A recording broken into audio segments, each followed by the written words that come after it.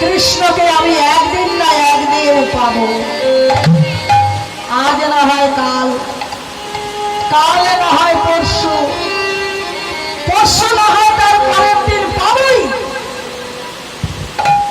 কিন্তু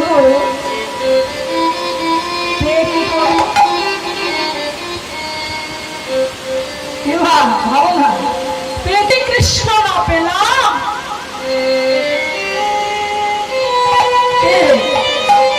ওই বৃদ্ধ বয়সে কৃষ্ণকে আমি কি করব? আমি জানি ফিরে আসবে, আসবেই আসবে, কিন্তু যখন আসবে তখন আমি কি করব? আমি যা দিয়ে কৃষ্ণ সেবা দেব সে বস্তু তো আমার মধ্যে থাকবে না। তুমি বলেছিলে কৃষ্ণ সেবায় লাগাবে, তাই আমরা তোমার কাছে ছিলাম। এখন তো দেখছি কৃষ্ণ তোমাকে ছেড়েই চলে গেছে, তাই এখন আর আমরা তোমার কাছে থাকবো না।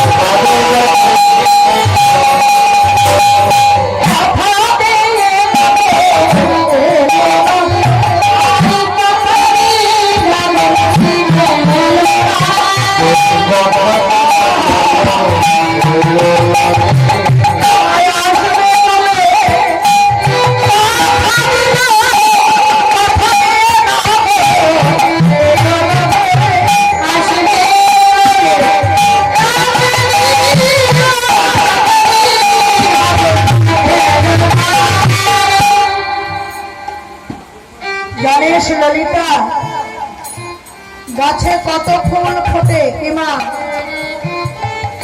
সব ফুল কি কৃষ্ণ সেবায় লাগে? লাগে না।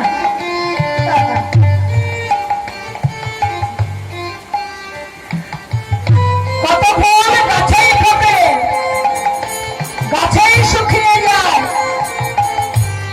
একটা সময় ছড়ে ছড়ে পড়ে যায়। যেমন একটা গাছে দুটো ফুল ফুটেছে, একটা ফুল প্রস্ফুটিত হয়েছে আর একটা ফুল পড়েই আছে। এখন যে ফুলটা প্রস্ফুটিত হলো, এই ফুলটাই করে ফুলটার কাছে বলছে, নরে ফুল আর আমি একই বৃত্তে দুটি,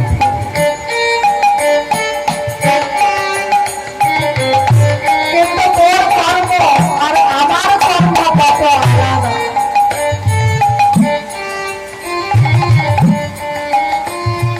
তোর কর্ম আর আমার কর্ম কত আলাদা। আমি কৃষ্ণ, তুই প্রস্ফুটিত হলে ওখানে গিয়ে কৃষ্ণ সেবায় যখন করবো তখন যে তার হাতে করবো। কথাগুলো ভাবো না, কীর্তন শুনলে হবে না, কীর্তন করলে হবে না, কীর্তন বোঝার জিনিস। সে আমায় কৃষ্ণ সেবায় লাগাবে কিনা, তা তুই আমার হয়ে গোবিন্দের কাছে গিয়ে একটু বলিস যে গোবিন্দ, একই বৃন্দে দুটি ফুল, আমি তোমার সেবায় লাগলাম, আর একজন আছে সে কি তোমার সেবায় লাগতে পারবে?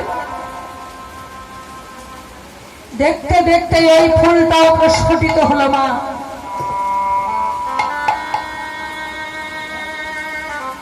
ঠিক সেই সময় ওই পথ দিয়ে একজন যুবক ছেলে যাচ্ছে, পথের ধারে সুন্দর ফুল ফুটে আছে। কি বাবা, ফুল ভালো লাগে না এমন যুবক আছে নাকি? বিশেষ করে সুন্দর ফুল যদি দেয়।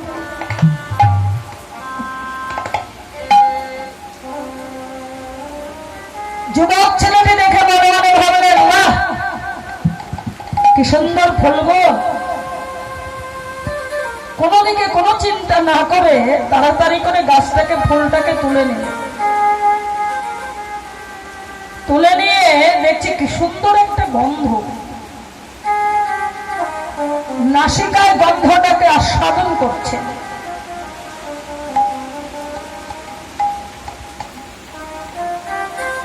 যেতে যেতে ভাবছে গন্ধটা কোথা থেকে আসছে দেখি তো।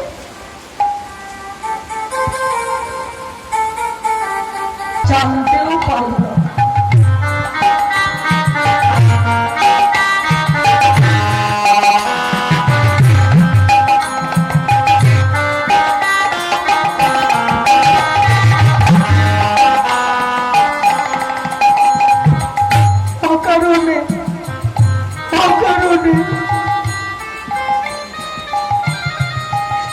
ফুলের পাপড়িগুলো চিরে চিরে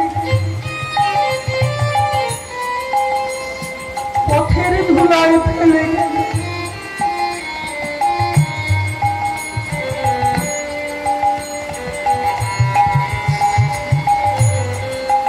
তখন ওই ফুলটা বললে, হে গোবিন্দ, হে গোবিন্দ, আমিও ফুটেছিলাম কৃষ্ণ সেবায় লাগবো বলে। কৃষ্ণ সেবায় লাগবো আমিও ফুটেছিলাম গুরু সেবায় লাগবো বলে। গুরু সেবায় লাগবো আমিও ফুটেছিলাম ভক্ত সেবায় লাগবো বলে। ভক্ত সেবায় লাগবো বলে। কিন্তু এমন একজন লোভী কামির হাতে পুরলা কৃষ্ণ সেবায় লাগানো তো দূরের কথা, আমার ফুলের পাপড়ি গুলো ছিঁড়ে ছিঁড়ে পথের ধুলায় ফেলে গেল। এখন আমার মনে হয় কি জানো